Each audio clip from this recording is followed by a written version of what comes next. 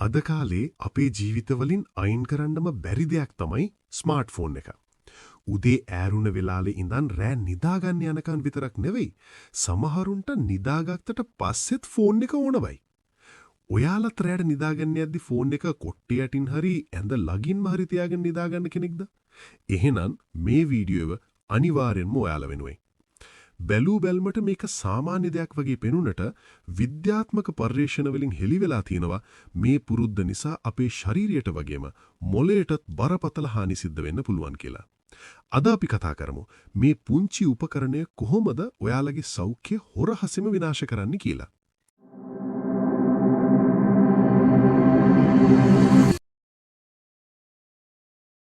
ඇබ්බැහිවීම සහ මානසික බලපෑම.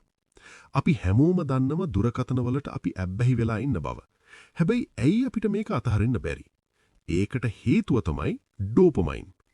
අපි ෆෝන් එකේ ගේම් එකක් ගහද්දි නැත්නම් Facebook, Instagram එකේ පෝස්ට් එකකට ලයික් එකක් ලැබෙද්දි අපේ මොළයෙන් මේ රසායනය පිට වෙනවා. ඒකින් අපිට ලොකු සතුටක් දැනෙනවා. මේ සතුටට අපි කොච්චර ලෝභද කියනවනම් ෆෝන් එක නැතුව ඉන්න එක දැන් ලොකු බයක් වෙලා. විද්‍යාඥයෝ මේකට කියනවා නොමෝෆෝබියා කියලා. ඒ කියන්නේ Tamanගේ දුරකථනය ළඟ නැති වෙයි කියන බය. ඇත්තටම මෙතන වෙන්නේ ෆෝන් එක නැතිවීම නෙවෙයි. ෆෝන් එක නැති වුණාම අපිට දැනෙන තනිකම, පීඩනය සහ කාන්සාව වෙන හැඟීම් වලට මුහුණ දෙන්න අපිට තියෙන අකමැත්තයි. අපි ෆෝන් එක ඇතුලේ හැංගෙන්න උත්සාහ කරනවා. ඒත් මේක දිගින් දිගටම සිද්ධ වෙද්දී සැබෑ ලෝකයේ මිනිස්සුත් එක්ක ගනුදෙනු කරන එක අපිට මගහැරෙනවා. නිල් ආලෝකය සහ නින්දට වන බාධාව. දැන් අපි බලමු ඇයි රැට ෆෝන් එක පාවිච්චි කරන එක එච්චරම නරක. ඔයාලට රැට නිදාගන්න ගියාම නිින්ද යන්නේ නැතුව එපැත්තට මෙපැත්තට පෙරලි ඉන්න සිද්ධ වෙනවද? ඒ ඇස්සේ ආයෙත් ෆෝන් එක අරන් බලනව නේද? අන්න එතනයි වැරද්ද.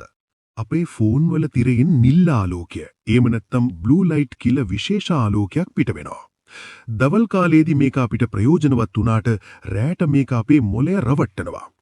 මීට අවුරුදු දහස් ගණනකට කලින් මිනිස්සුන්ට ලයිට් තිබුණේ නැහැ. කරුවල වුණාම නිදාගන්න එක තමයි ස්වභාවික චක්‍රය වුණේ. හැබැයි මේ නිල් ආලෝකය නිසා අපේ මොළය හිතන්නේ තවමත් දවල් කාලය කියලායි. එතකොට නිින්ද ඇති කරන මෙලටනින් කියන රසායනය මොළයෙන් නිපදවන්නේ නැහැ. ප්‍රතිඵලය තමයි නිින්ද නොයාම. ඒ විතරක් නෙවෙයි, ඔයා කොච්චර වෙලා නිදාගත්තත් ඔයාට සුවබර නිින්දක් ලැබෙන්නේ නැහැ. මොකද ශරීරයේ ලෙඩ රෝග වලින් සුවපත් කරන REM sleep කියන ගැඹුරු නිින්දේ අවධියට යන්න මේ නිල් ආලෝකය ඉඩ දෙන්නේ නැහැ. කායික වේදනා සහ ඉරියව්. නිින්ද විතරක් නෙවෙයි, ඔබේ ශරීරයේ හැඩය පවා මේ නිසා වෙනස් වෙන්න පුළුවන්. හිතන්න, ඔබ ඇඳේ නිදාගෙන බෙල්ල ඇද කරගෙන ෆෝන් එක දිහා බලන් ඉන්න ඉරියව්ම ගැන. මේකෙන් බෙල්ලේ මස්පිඩු වලට වගේම කොඳු ඇටපෙලටත් දැඩි පීඩනයක් එල්ල වෙනවා. වෛද්‍යවරුන් පවසන්නේ ටෙක්ස්ට් නෙක් වැනි තත්ත්වයන් නිසා දැන් තරුණ පරම්පරාවේ අය පවා බෙල්ලේ සහ කොන්දේ අමාරු වලින් පීඩා විඳින බවයි. ඇතම් විට මේවා සුව කරන්න සත්කම් පවා කරන්න සිද්ධ වෙනවා. විෂ බීජ සහ බැක්ටීරියා. මේ කරුණ ඇහුවොත් නම් ඔයාලට ආය කවදාවත් ෆෝන් එක ඇඳට ගන්න හිතන එකක් නැහැ. අපි දවස් 30 හැමතැනම අල්ලනවා. ඊට පස්සේ ෆෝන් එක අල්ලනවා. හැබැයි අපි කීයෙන් කී දෙනාද ෆෝන් එක පිරිසිදු කරන්නේ? එක්තරා පර්යේෂණයකදී පරීක්ෂා කරපු දුරකථන 8කින් 8ම මල ද්‍රව්‍යවල තියෙන බැක්ටීරියා අඩංගු බව සොයාගෙන තියෙනවා. හිතන්න, ඔබ මේ බැක්ටීරියා පිරුණු ෆෝන් එක අල්ලලා ඒ අතින්ම ඇස් පිරිමදනවා. නැත්තම් මොනවා හරි කනවා. ඔබව ලෙඩ කරන්න ඒකම ප්‍රමාණවත්. විකිරණ බලපෑම. ඊළඟට තියෙන ලොකුම ප්‍රශ්නය තමයි විකිරණ. දුරකථන වලින් නිරන්තරයෙන් විද්‍යුත් චුම්බක විකිරණ පිට වෙනවා. මේවා පිළිකා ඇති කරනවද නැද්ද කියන එක ගැන විද්‍යාඥයෝ අතර තාමත් වාද විවාද තියෙනවා. හැබැයි අපි මතක තබා ගත යුතු දෙයක් තියෙනවා.